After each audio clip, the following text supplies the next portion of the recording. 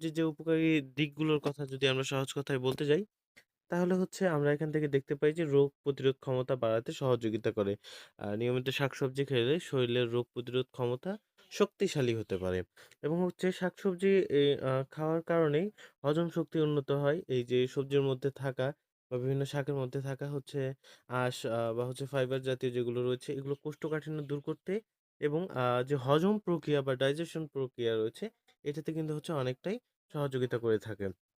তো মাংস খাওয়ার চেয়ে আমরা যদি শাকসবজিটা একটু বেশি খাই তাহলে হচ্ছে আমাদের ওজনটা অনেকটা নিয়ন্ত্রণে থাকবে। যেমন আ শক্তিগত দিক থেকে বা ক্যালোরিগত দিক থেকে যদি আমরা একটু বিবেচনা করি তাহলে হচ্ছে আমরা তুলনামূলকভাবে মাংসের চেয়ে সবজির মধ্যে কম ক্যালোরি থাকে যেটা আমাদের জন্য অনেকটাই উপকার করে। এছাড়াও হচ্ছে ভিটামিন এবং খনিজের ব্যাপক উৎস হিসেবে ভূমিকা পালন করে।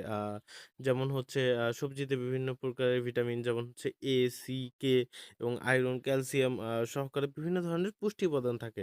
যার জন্য আমাদের নিয়মিত খাদ্য তালিকায় শাকসবজি রাখা উচিত। এছাড়াও হচ্ছে হৃদরোগের ঝুঁকি কমায়। বিভিন্ন প্রকার শাকসবজি রক্তচাপ, কোলেস্টেরল এগুলো হচ্ছে নিয়ন্ত্রণ করতেও সহযোগিতা করে থাকে।